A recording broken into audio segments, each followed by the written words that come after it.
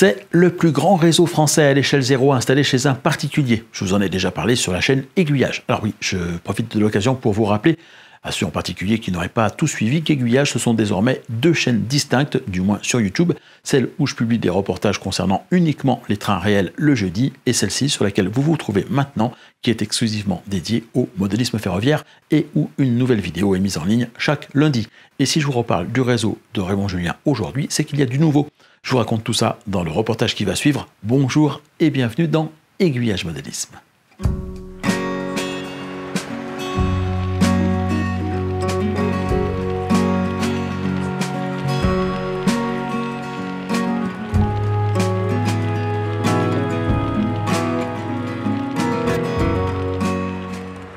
Ce réseau, c'était celui de Raymond Julien et il était basé dans le sud de la France.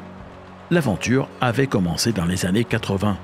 Fils de cheminot, son père était aiguilleur, Raymond, à force d'avoir consacré de nombreuses heures à regarder passer les trains, a fini par développer une grande passion qu'il a assouvie au travers du modélisme ferroviaire. Il a commencé à collectionner les modèles en tinplate, il est ensuite passé à l'échelle HO, avant de voir disparaître tout son matériel dans un cambriolage. Dépité sur le moment, grâce à l'argent que lui a versé l'assurance au titre de dédommagement, il a alors décidé de se relancer, mais à l'échelle 0 cette fois-ci, une échelle qui faisait alors ses premiers pas en France. C'est ainsi qu'il a commencé à monter la première version de ce réseau.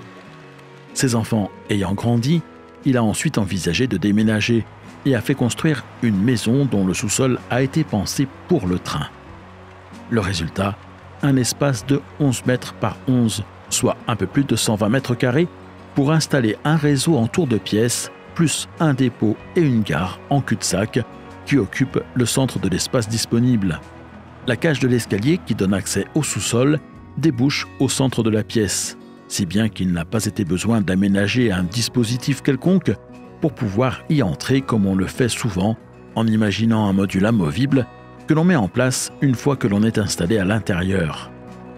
La présence de la montée d'escalier au milieu de la pièce constitue une forme de séparateur scénique qui fait que l'on ne peut pas avoir une vue d'ensemble du réseau sans se déplacer dans l'espace. Le décor rappelle l'environnement extérieur dans lequel on se trouve.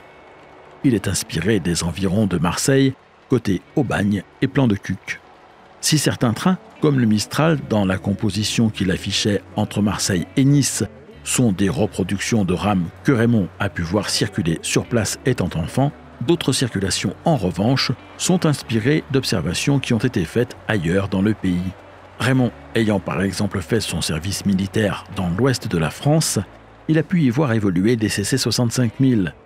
L'une d'entre elles se trouve ainsi sur son réseau aux côtés de deux autres locomotives diesel, une CC 67000 et une CC 72000.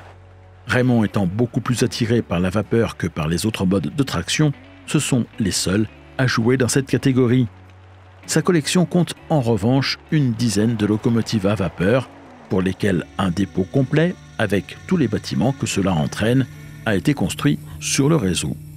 Parmi les grands express représentés, il y a, outre le Mistral dont je vous ai parlé il y a quelques minutes, la Flèche d'Or ou le Train Bleu. Ils ont été rejoints plus récemment par le Train des Eaux, un train qui circulait régulièrement entre Paris et les stations thermales des Vosges, en empruntant la ligne 4. Créé par la Compagnie de l'Est dans la seconde moitié du XIXe siècle, il était tracté par des locomotives à vapeur jusque dans le milieu des années 60, époque à laquelle il est représenté ici. Tout sur ce réseau, à l'exception de quelques bâtiments en kit qui ont été assemblés, a été fait main. À commencer par les 30 aiguillages qui s'insèrent dans les 200 mètres de voies qui ont été posés. Pour son réseau, Raymond Julien s'est inspiré de celui du Rambelli-Train. Il en a repris l'idée d'établir les voies de circulation sur deux niveaux. En haut, une double voie, en bas, une voie unique. 3 trains peuvent ainsi circuler simultanément en toute sécurité pendant qu'un quatrième manœuvre éventuellement dans le dépôt. Le réseau comprend 4 gares dont les quais ont une longueur suffisante pour accueillir de longues rames. Il mesure entre 4,50 m et 6 mètres. Une radiocommande fait varier le courant dans les voies ce qui permet d'agir sur la vitesse du train.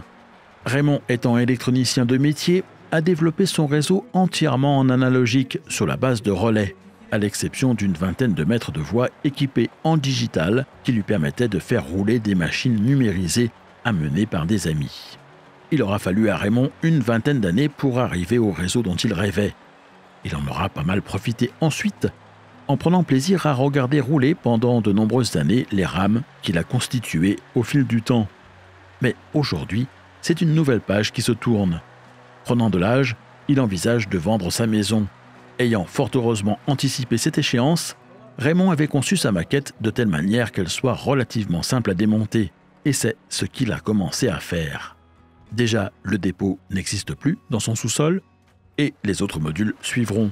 Son vœu le plus cher était que son réseau lui survive, et ce sera probablement le cas puisqu'il est en cours de transfert chez un autre amateur de l'échelle 0 à qui il l'a cédé. Je vous reparlerai donc peut-être un jour sur cette chaîne Aiguillage Modélisme du réseau de Raymond Julien chez son nouveau propriétaire, sûrement en tous les cas d'autres réseaux, qu'ils soient à l'échelle 0 ou à d'autres échelles. Pensez par conséquent à vous abonner pour être sûr de ne pas rater les prochains épisodes, et je vous retrouve dans une semaine lundi ici même, mais dès jeudi sur la chaîne Aiguillage dont vous retrouverez le lien en description.